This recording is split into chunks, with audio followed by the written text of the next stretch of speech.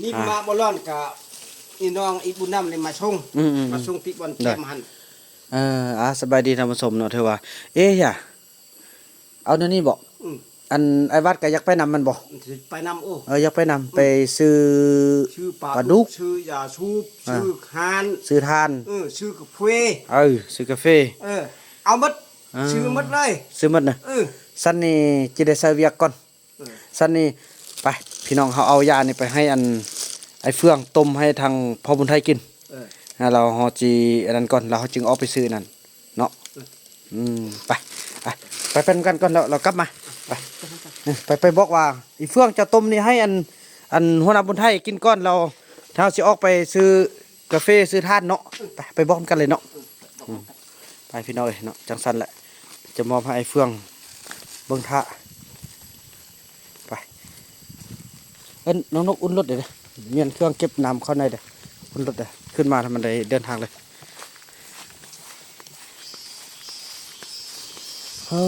เจ็บแข้งเจ็บขาแล้วเนาะต้มยาตัวนี้กินมันมืดก่อนเขาจะแบ่งเป็นประมาณมอง3 หม้อตัวนี้นะ3 หม้อแล้วก็ให้เฟื่องกำกับเบิ้งตำบดีแล้วก็มันเอาไปหุงหม้อ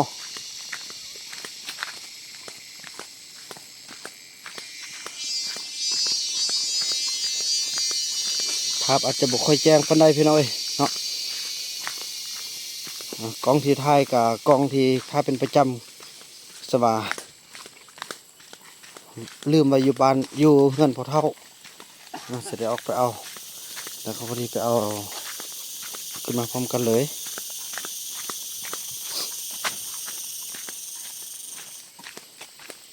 มีความคิดฮอดเขาเจ้าได้พี่น้องเอ้ย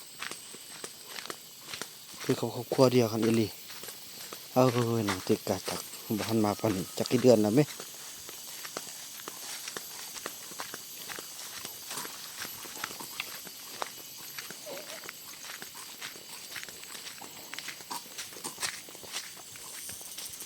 เพื่อนเอายานี่อัดต้มอันคนไข้กินได้ไอ้เฟื่องมานี่น้องสิแนะนำไปหาพ่อไทยเลยสวัสดีพ่อโอ้ในย่างข้าหานแท้เขาเจ้าไปนำโอ้ยโอนก็มาโอนชื่อได้บ่โอนแหน่ชื่อได้แล้วโอ้ยขึ้นฮอดโอนเอ้ยขึ้นฮอดย่าอันนี้มันเป็นอันนี้เบิ่งจะแบ่งเป็นอันจัก3 หม้อเด้อแล้วเดี๋ยวนี้เด้อจะมอบให้เจ้าต้มแล้วก็เอาน้ำยาไปให้พ่อบุญไทยกินพอเราจะเจ็บแข้งเจ็บขาปวดต้นนะเดี๋ยวนี้กิน2 มื้อ4 มื้อ4 มื้อคันว่ากินยาจนนี้จนหมดแล้วจึงคันว่าเราบ่ได้เอาไปห้องหมอไประบากินเท่านึงดีแล้วก็รับต้มกินแต่เท่าเดียวที่เศร้านะเบิ่งบัดนี้เจ้ากำกับเด้อโอ้จึงเด้อแล้วอันนั้นเราสิได้ออกไปอันซื้ออันปลาดุกแล้วก็ซื้อทานซื้อยังไอ้วัดกาแฟกับอันยาสูบแดเราซื้อยาสูบตัวนึงโอเคลูกไปได้ฮอบ่ไปนำกันเลยก็ได้เนาะ1 2 3นำกันเฮาก็ไปเลยบ่ฮู้เอายาสูบไปเบิดไปหาติมานำพุ่นนี่กับขึ้นมาได้เอาตัวนึงมาปันกันเอาเนาะบ่ไปบอกลูกมุกได้มั้ยบ่ไปอันสิไปนั่นไปลูกมุกไปตลาดน้ำพ่อน้ำกับแม่นกบ่โอเคไปสั่นหากันขึ้นไปถึงท่าเลยเด้อบอกพ่อนาเป็นบุญไทยไว้สิไปบ้านเอาพ่อบุญไทยก็สิไปพอได้แล้วมันทิพพ่อบุญไทยอีพ่อก็สิไปเนอะบ่ไปนี่พ่อเดี๋ยวนี้อันลูกเอายามาให้อันไอ้เฟื่องต้มเราสิมาให้พ่อกินแล้วพ่อกินก่อนคันหมดยาตัวนี้คันบ่ดีแล้วพ่อลูกจะพาพ่อไปห้องหมอแล้วไปซะได้เจ็บซะแท้เจ็บหมดเลยมันบ่เจ็บเข่าหมดเลยโอ้แม่พี่น้องเอ้ยน่ะก็มือบวมแท้เคยแท้เนาะเข่าหมดบ่กินยาเบิ่งนี่คือว่าแข้งกระดอกมันแข็งก็มีเม็ดก่อนนี่เบิ่งคันว่าเนี่ยเฮากันเบิ่งลองต้มยากินก่อนเนาะคันบ่ดีแล้วลูกสิพาไปอันห้องหมอเด้อเจ็บแท้มันบ่นี่น่ะบ่เอาว่าอะไรคุณลูก เนึ่ง แต่จะเดือนทันเดือนบ่ เอาเจ็บมาแต่ป้ามันเลย ป่านะ โอเคเราบังอันนั้นเราอันนั้นเด้อย่าอันเดี๋ยวนี้เข้าจะได้เอาเข้าได้ก่อนนี่จะได้เอาเข้ามาได้ อย่าซุปตุ๊กนึง ช่องตุ๊ดก็ได้ ซอกตุ๊กก็ได้ ช่องตุ๊ดก็ได้อย่าเฟช่องทง อ่า เทเรื่องเทแดง เป็นเรื่องไปเด้อ หั่น หั่นส หั่น เก็ต ช่องล่าง สองล่าง เอ สอ อเก็ตสเก็ตจะได้ อืม ช่องล่างเขาบอกข้างล่าง โดย แกะกับมันเป็นคนละกลางโอ้ เนาะนี่พี่น้อยย่างกับแบบห่านเลยโอ้เจ็บซะโอ้นี่เนาะ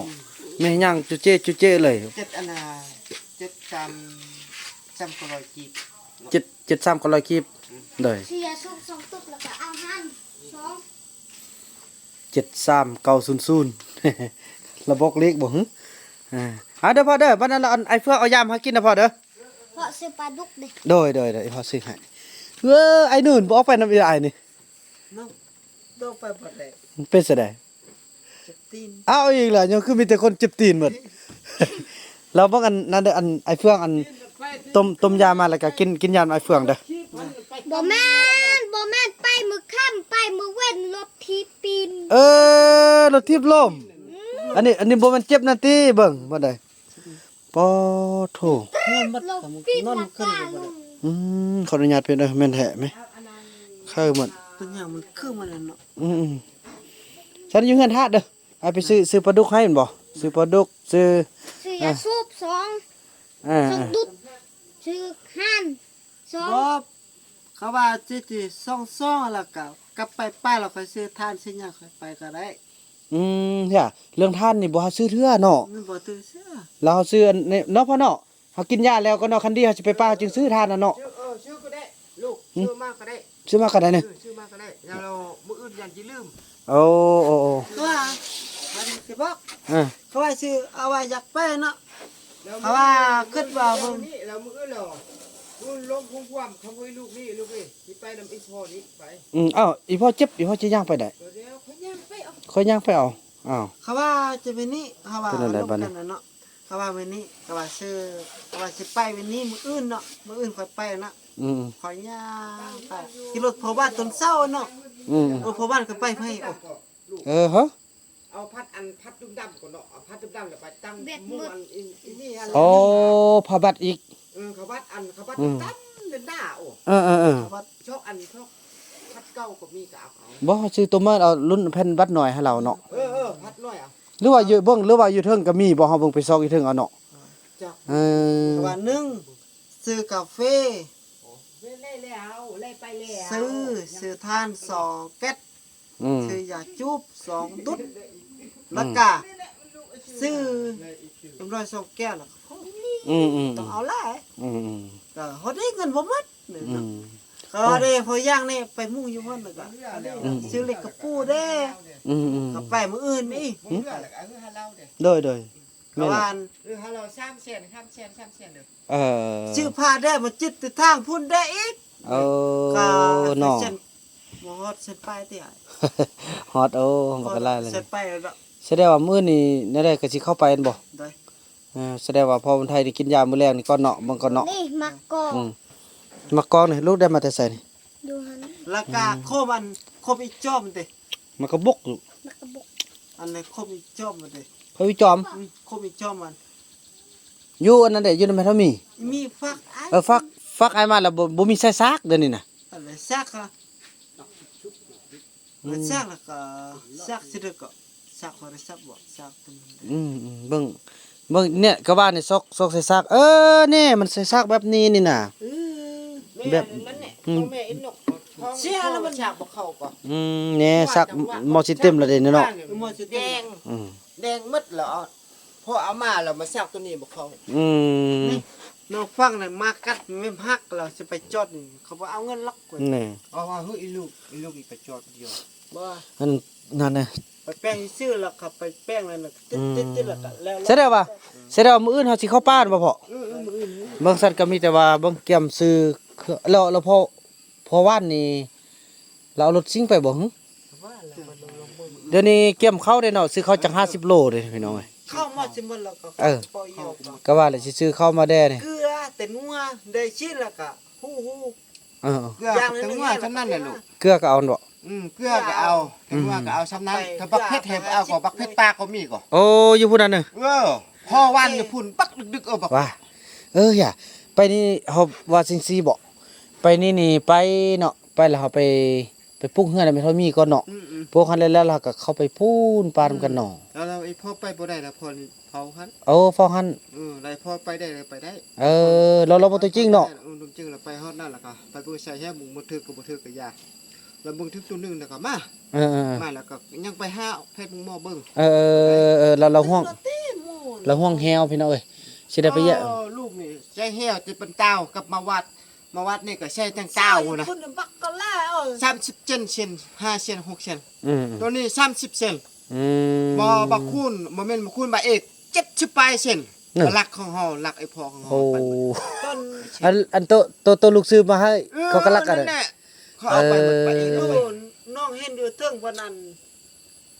ค่อยเอาป้องละมันน่ะมันจื้อกระเต้น นั่นก็อันนี้แหละเรือว่า เทิงเราเป็น บักเพื่องว่าเห็นอันไอ้ลูกมันเกี่ยวมัดอันลูกว่ามันแกะปะอยู่คนเถอะ แล้วเดี๋ยวนี้พ่อก็ใส่บ่เหี่ยวน่ะ นี่แซ่นี่2 ไอ้นู่นก็ใส่น่ะแล้วบัดไปเราไปยัดมันกันไปเลยโอเคอ่ะจะได้ไปเบิ่งนำกันเนาะเอามันคือเอาเด้อลูกเอาไปซื้อเครื่องเก็บข้าวเก็บนั่นก่อนเนาะลูกอยู่เฮือนฮะแล้วจังนั้นอันไอ้เฟืองเอาน้ำยาให้กินนะว่าอีพ่อจะไปนำก่อน บ่ไปติเพิ่นว่าบ่ไป วัดดิ วัดไป ที่บ้านไป วัดอีจอมอีมุกตัวนี้ไป นำน้องนำเจ้าไปนี่ไปอันนี้น้องยกนั่นก็น้องน้องยิงน้องทราย จากได้ยังก็บอกอย่างได้ยังก็บอกเด้อ ซื้อยา อย่าชุบช่องตุ๊กห่านช่องล่างห่านเด้อห่านช่องล่างจะชุบช่องตุ๊ดแล้วก็ชื่อของกินปลาปลาดุกแล้วก็เรือแล้วก็ชื่อเขาแล้วก็เรือเลยชื่อเจ้าเพ่ช่องทงแล้ววงเรือเลยจีอาเฮ้ยเจ้า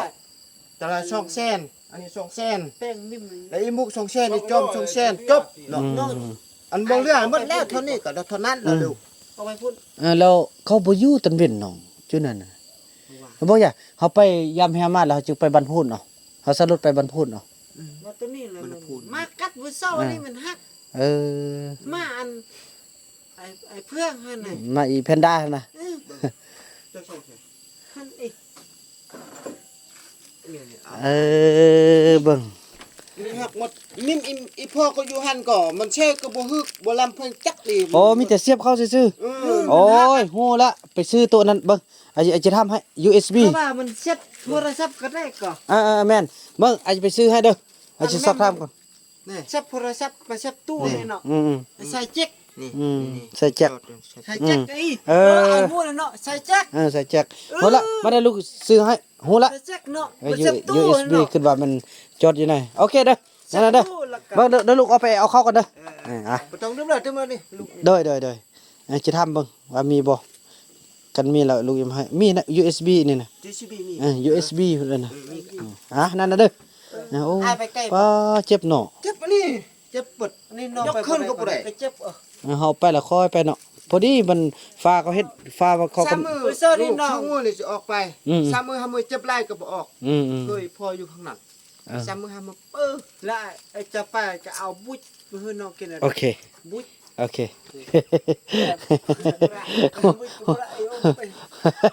โอ้ซากระมูเลยเด้บุ้ย บุ้ย เด้อนั่นเด้อ บุ้ยอม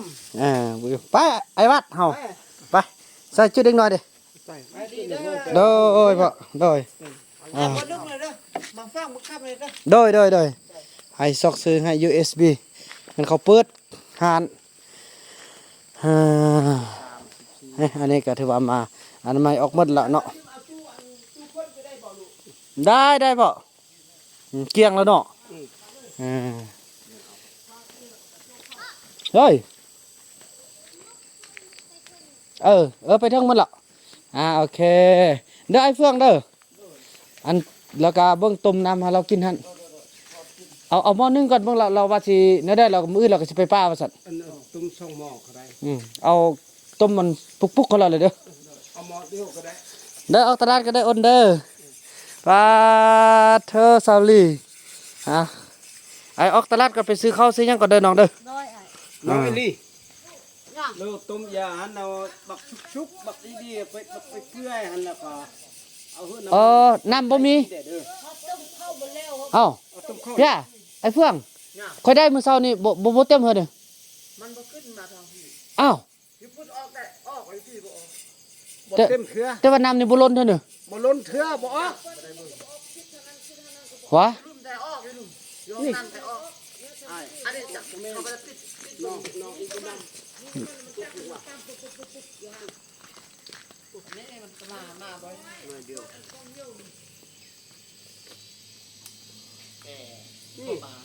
อ้าวมันฆ่ามันยังวะมาบ่มาหลายเนาะ โอ้บ่ออกลายออกน้อยเดียว แสดงว่าน้ำบ่เต็มเฮือซะน่ะ มันบ่ได้เต็มที่ เออ ถ้ามันเต็มเปิดก็ออกได้ ไม่เท่าแพทย์เพิ่นนอนเนาะ เดียวจะกำลังออกมา เบิ่งอันสันกะไอ้เฟื่องกะจะค่อยๆขึ้นไปนี่ค่อยสิติดเด้อติดแล้วจะเบิ่งคันน้ำล้นแล้วจะขึ้นไปปิดได้ ให้บอกเฟื่อง เด้อพอเด้อ ไอ้ตัวไปเลย เออ ไปคิด เด้อโอเคเด้อนั่นน่ะเด้อเดี๋ยวเดินทางก่อนน้อบอกโอ้ อันนั้นก็บ่ออกอันนั้นก็บ่ออกบ่ได้ออกมัดนี่ก็บ่ออก ป้ามันต้องมีบนตั้นเด้อมันต้องมีอันตั้นอะไรเนี่ยเราต้องซอกแก้ไขเบิ่งก่อนเนาะ ยายมันตั้งคือเก่า ยันสิพันน้ำตั้มมันสิบ่ได้ สิเยี่ยวเข้าออก ฮะ ลุ่มก่อนเนาะ โอเคบ่ลืมโอ้จะไปป้าได้เด้อนั่นน่ะ ไปอาบอันนั้นน้ำอันน้ำกุ้นพุ่นน่ะ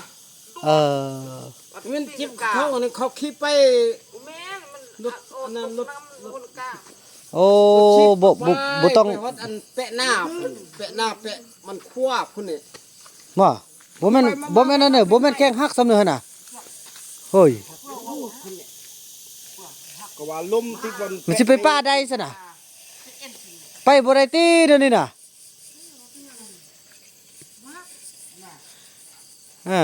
ไปเฮาน่ะเดี๋ยวลีเด้อไอ้ออกตลาดก่อนโดยขอบใจเนาะสาลีแล้วก็ฮู้เด้ค่อยไปค่อยมาได้เด้อนี่ถือว่านั้นพี่น้องเนาะถือว่าภาพบรรยากาศนี้ก็จะได้ขออนุญาตจบคลิปกันเพียงเท่านี้ก่อนแล้วก็ว่ากันใหม่ในคลิปต่อไปเด้อคลิปนี้ฝากนำขอกล่าวคำว่าสำบายดี